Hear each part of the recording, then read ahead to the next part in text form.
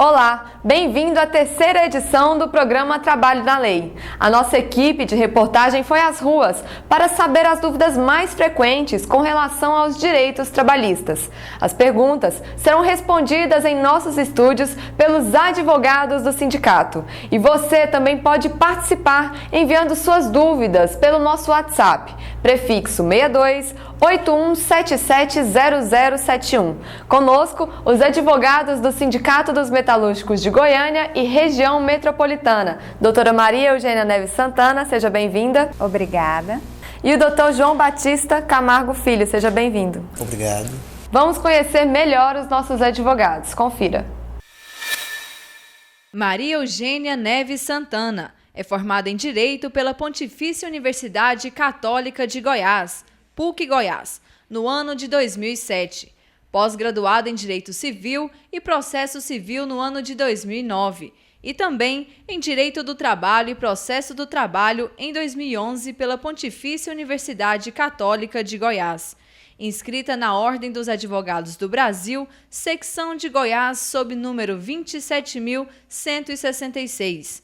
Assessora jurídica do Sindimetal Goiânia desde novembro de 2009. Ex-professora de graduação em Direito da Faculdade Fazan. Sócia do escritório Santana e Cirqueira Advogados. Atua nas áreas do direito civil, do consumidor, família, previdenciário e trabalhista. João Batista Camargo Filho é formado em Direito pela Faculdade Anhanguera de Ciências Humanas no ano de 1988. Inscrito na Ordem dos Advogados do Brasil, secção de Goiás, sob número 10.072. Encarregado técnico do Departamento Jurídico do Sindimetal Goiânia, onde trabalha desde 1987. Especialista na área do direito trabalhista e sindical. E a gente começa com um assunto que tem gerado grande polêmica em todo o país. A regulamentação da lei da terceirização ainda é uma interrogação na cabeça do trabalhador. Vamos ver o que o Leandro quer saber sobre o assunto. Gostaria de saber como que funcionará a lei de terceirização. Então, doutor João Batista, o que muda com a regulamentação dessa lei? Principalmente, a nova lei abre oportunidade para que as empresas aumentem o nível de terceirização. Hoje nós temos a possibilidade apenas que se faça isso quanto àquelas atividades chamadas secundárias. Com a nova lei se aprovada, vai se abrir margem para que se faça isso também com aquela atividade principal, preponderante do empregador. Nós vamos ver então o crescimento da diferença de tratamento que hoje há entre aqueles trabalhadores formais e aqueles que são terceirizados. Diferenças de salário são da ordem de 24%. Acidentes de trabalho acontecem muito mais entre os terceirizados do que aqueles que são contratados diretamente pelas empresas maiores. E, não bastasse tudo isso, haverá também a própria divisão de representação das entidades sindicais no mesmo local de trabalho. Então, se vantagem há, acreditamos que só para a classe patronal. Para os trabalhadores, só desvantagens, só precarização do direito do trabalho. Vamos à próxima pergunta. O chamado PPR ou PLR é outra dúvida frequente entre os trabalhadores. Eles fazem confusão sobre o tema. Vamos conferir a pergunta no telão. E gostaria de saber o que é o PLR e o PPR. Doutora Maria Eugênia, tem diferença entre esses dois termos? Bem, efetivamente não há diferença. O primeiro se refere à participação nos lucros e resultados da empresa e o segundo, uma participação do empregado nos resultados da empresa. Mas ambos significam um bônus que é pago pela empresa ao trabalhador 2 vezes ao ano ou uma única vez ao ano, com base no acordo coletivo de trabalho em que são estipuladas regras para que esse trabalhador faça jus, tenha direito a essa participação nos lucros e resultados da empresa que trabalha. Esse bônus é uma faculdade, as empresas não são obrigadas a pagá-lo ao seu trabalhador, é uma faculdade instituir esse bônus. Mas uma vez instituído, ele tem que observar as regras da lei. Ele não pode ser pago mensalmente, porque senão ele vai se confundir com uma parcela de natureza salarial. E o objetivo é justamente não ter essa natureza salarial, ser mesmo de natureza indenizatória, como se fosse um bônus mesmo, que esse trabalhador vai receber um prêmio por ter desempenhado a meta da empresa ou ter contribuído com os resultados efetivos da empresa que ele trabalha, com base numa meta estabelecida em acordo coletivo de trabalho, e paga 2 vezes ao ano ou uma única vez ao ano. Ele pode ser pago de forma idêntica a todos os empregados, né, de uma determinada empresa, em valores idênticos ou em valores diferentes de acordo com o salário de cada um, mas sempre pautado em um acordo coletivo de trabalho. Lembrando que o acordo coletivo de trabalho é um instrumento firmado entre a entidade sindical e o empregador, né, a empresa. Ele não pode ser efetivado diretamente entre empregado e empregador. Precisa da intervenção do sindicato profissional. O banco de horas é o tema da próxima pergunta. Vamos dar uma olhada. Eu queria saber como que funciona o banco de horas. Dr. João Batista, explica para nós como que funciona esse regime para os trabalhadores. O banco de horas nada mais é que um sistema de compensação de horas de trabalho em que o trabalhador acrescenta horas ao seu horário normal de trabalho e, ao invés de horas extras, ele recebe aquilo como folgas futuras. Isso na eventualidade de se haver um acréscimo de trabalho na empresa. No contrário, se houver um decréscimo do trabalho, de modo que ele tenha que ser colocado em casa por conta do empregador recebendo salários, ele acumula as chamadas horas débito, que ele também não vai pagar em dinheiro ao seu patrão. Ele vai pagar também com acréscimo em horas normais de trabalho. Lembrando sempre que esse sistema, para ser legalizado, depende de acordo coletivo de trabalho firmado entre o sindicato e a empresa, com consulta direta por Assembleia Geral no local de trabalho dos empregados interessados e que, em hipótese nenhuma, ele pode ser feito de outra forma. Todo mundo que pratica o banco de horas sem ter essa formalidade estará sendo vítima de uma fraude à legislação trabalhista, passível de ser corrigida mediante uma ação reclamatória para se reparar o dano. O adicional de transferência é uma das dúvidas mais frequentes que chegam até o nosso departamento jurídico. Vamos conferir o que o pessoal quer saber. O que é o adicional de transferência, quando que ele deve ser pago? E aí, doutora Maria Eugênia, como funciona? Bem, o adicional de transferência é devido no percentual de 25% sobre o valor do salário do empregado transferido do seu domicílio provisoriamente, em função do trabalho. Então, aquele empregado que foi contratado para trabalhar num lugar e no curso do contrato de trabalho foi transferido do seu local de trabalho para uma outra região que não o permite se deslocar de casa para o trabalho todos os dias, vai ensejar ali uma mudança de residência, né?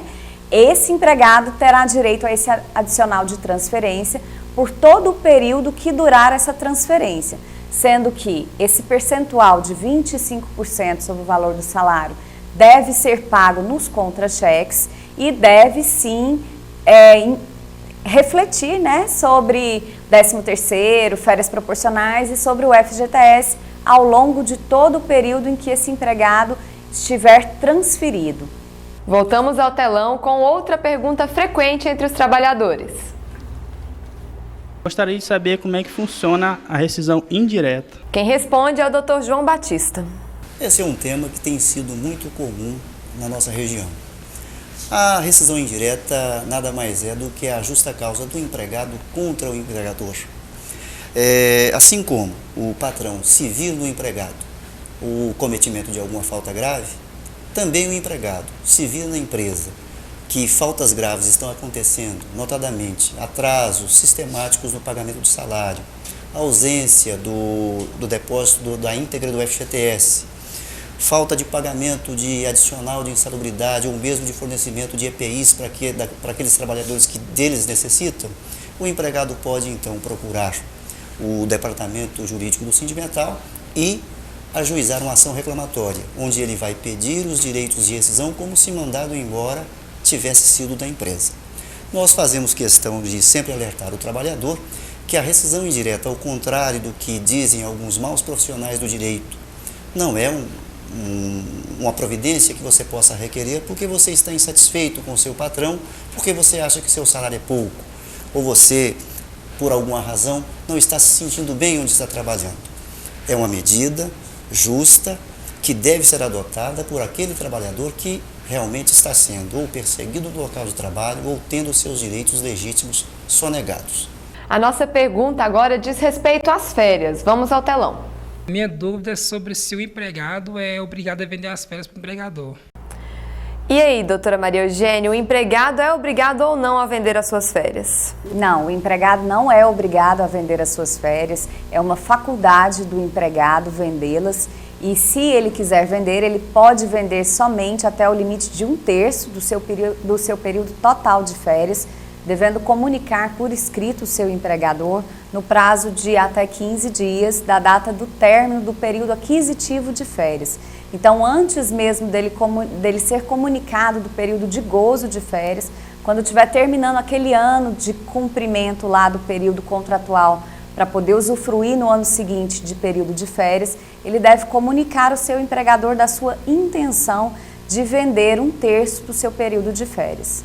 O assunto agora é homologação de rescisão de contrato. Vamos dar uma olhada.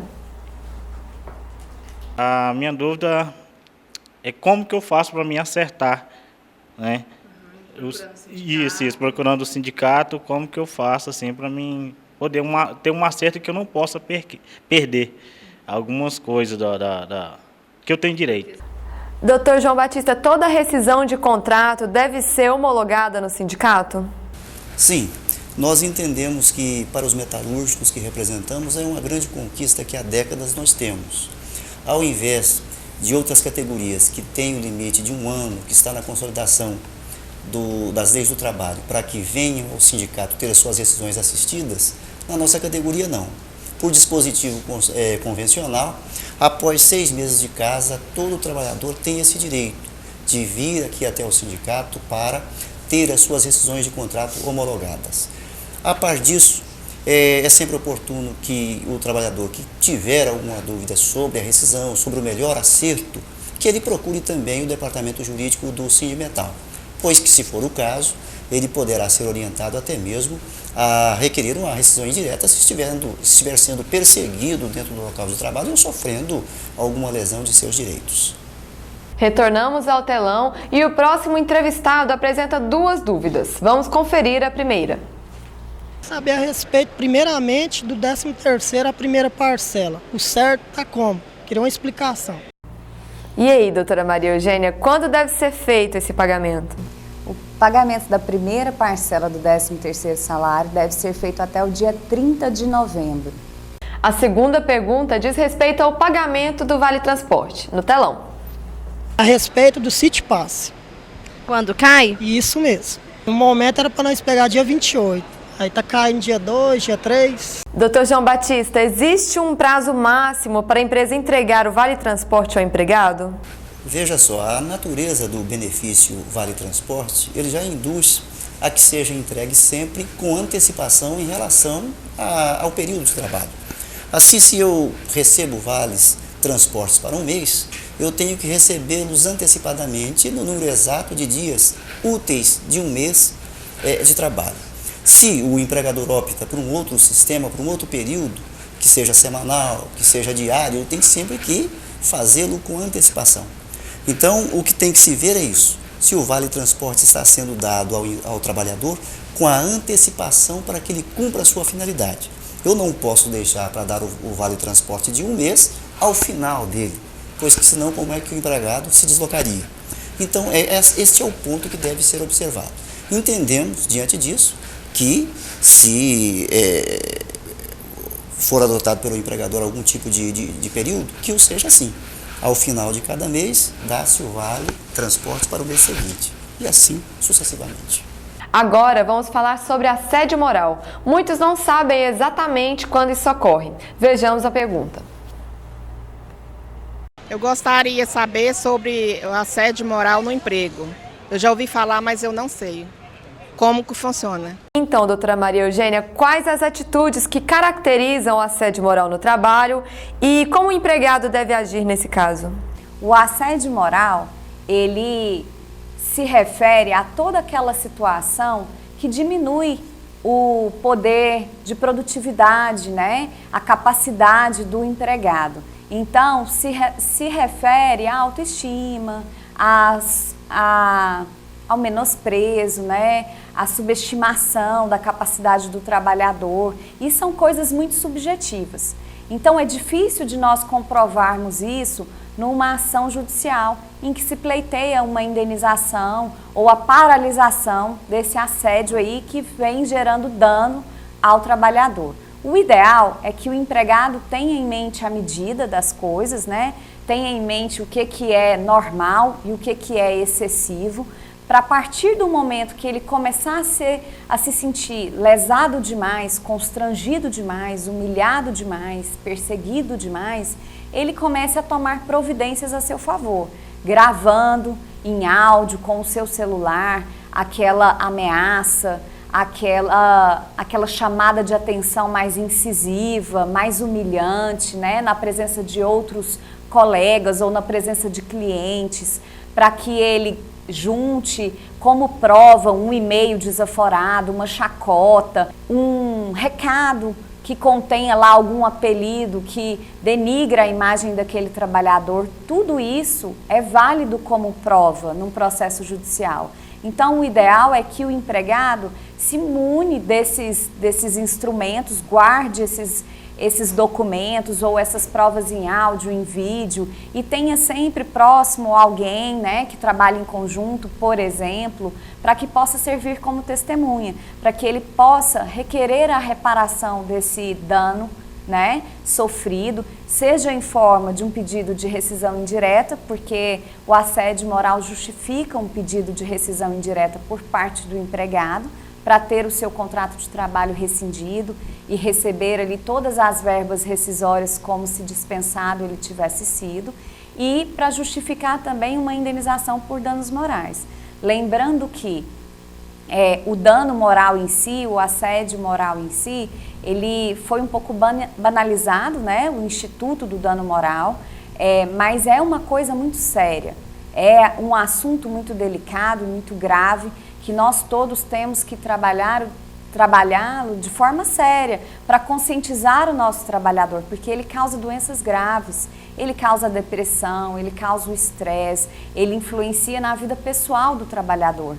Então, é muito importante que nós conscientizamos o nosso trabalhador a respeito desse tema, para que ele perceba e saiba distinguir o que é exagero e o que é normal, e busque ajuda. Seja ajuda médica, seja ajuda jurídica, né? Para que ele procure realmente ajuda para sair de uma melhor forma de um possível assédio moral.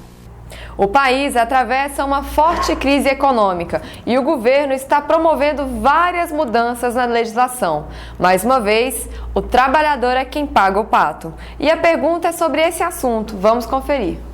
Eu queria saber como que está funcionando o abono salarial agora. Não só o abono salarial, como seguro-desemprego, e se vai mudar o FGTS também, essas coisas. Dr. João Batista, o que muda com as novas regras do seguro-desemprego nesses direitos dos trabalhadores?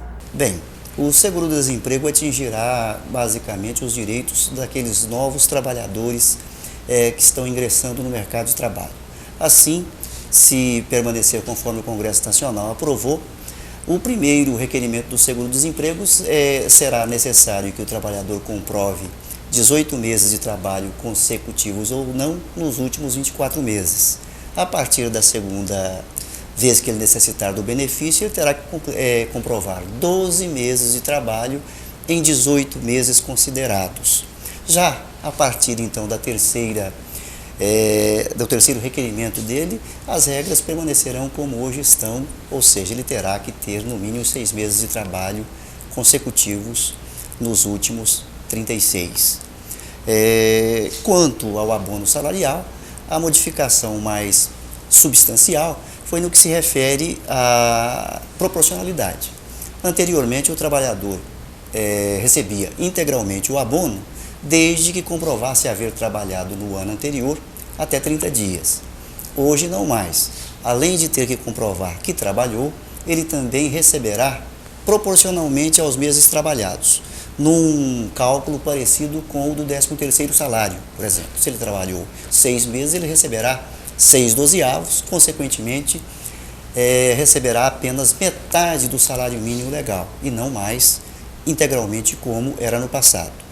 No tocante ao FGTS, não houve qualquer modificação substancial. As medidas recentes do governo atingiram esses direitos que nós estamos debatendo aqui e outros na área previdenciária.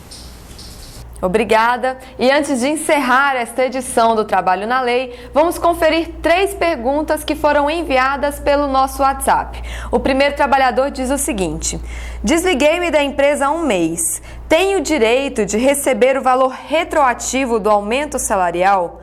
Quando eles devem efetuar esse pagamento? E aí, doutora Maria Eugênia, como fica a situação de quem saiu do emprego antes de ser fechada a convenção ou o acordo coletivo? Bem, se esse trabalhador se desligou da empresa há um mês, nós estamos em junho, ele se desligou em maio, certo? A nossa data base é 1º de abril. Então, ele se desligou após a nossa data base, porém antes do fechamento da nossa convenção coletiva de trabalho. Ele terá, sim, direito ao reajuste da convenção, retroagindo, né, a data da sua rescisão e a data base, que é 1º de abril, e deve recebê-lo esse valor da diferença, que incidirá aí sobre saldo de salário, sobre saldos rescisórios, imediatamente após a formalização do fechamento da nossa convenção, porque apesar de nós já termos fechado o índice de reajuste, ainda faltam os registros, né, no Ministério do Trabalho e Emprego. Então, assim que isso for feito, nós vamos divulgar no nosso site e a empresa deve agendar de forma imediata no nosso teleagendamento, né, para fazer a rescisão complementar e pagar a diferença desse saldo que ficou em razão do reajuste salarial. Vamos à próxima pergunta. O trabalhador quer saber o seguinte: eu gostaria de voltar a estudar. A empresa é obrigada a alterar minha carga horária por conta disso? Dr. João Batista, atitude bacana essa, né? Mas e aí, o empregado é amparado pela legislação nesses casos? Lamentavelmente, salvo raríssimas exceções, notadamente a que privilegia que os menores tenham a escola, a formação básica privilegiada, fora disso nós dependemos da sensibilidade de cada empregador, porque não temos até o presente momento uma regulamentação dessa matéria em convenção coletiva de trabalho. A CLT, conforme eu disse, salvo raríssimas exceções, também não protege o interesse do estudante. Os casos práticos de consultas, até mesmo da área patronal que nos chegam às mãos, nós temos aconselhado que tanto empregado quanto empregador se entendam, de modo que o empregado possa negociar durante o tempo em que ele está frequentando um curso que o empregador sensível há de achar também importante, não só para o crescimento daquele trabalhador, mas também de retorno para uma melhor produção dentro de sua empresa, que faça, então, transitoriamente, uma redução daquela carga horária normal de trabalho, com consequente redução proporcional dos salários, voltando à situação normal assim que esse curso for complementado com sucesso pelo trabalhador. E vamos à última pergunta. Estava de férias quando voltei e recebi o comunicado de dispensa. A empresa pode me dispensar assim? Pode, doutora Maria Eugênia? Infelizmente, pode sim. A única garantia que o trabalhador tem é de não poder ser dispensado no curso das férias. Mas o gozo de férias ou o retorno de férias não é garantia de estabilidade no emprego. Ele pode sim, após o retorno do gozo de férias, ter o contrato rescindido sem justa causa e a empresa deverá arcar com todos os custos dessa rescisão, motivada exclusivamente por ela. Obrigada. E você também pode enviar sua pergunta ou denúncia para o nosso WhatsApp. O número é prefixo 62 81770071. Participe, não é preciso se identificar. E a terceira edição do Trabalho na Lei fica por aqui. Agradecemos a presença dos 2 advogados do Sindimetal, doutora Maria Eugênia. Eu que agradeço a oportunidade, espero ter contribuído com os trabalhadores da nossa categoria. E doutor João Batista. Também eu me sinto igualmente agradecido a você, a TV Sindimetal, por mais essa oportunidade e espero poder contribuir também no futuro, participando de outras edições. E a você, telespectador, obrigada pela companhia. Até a próxima!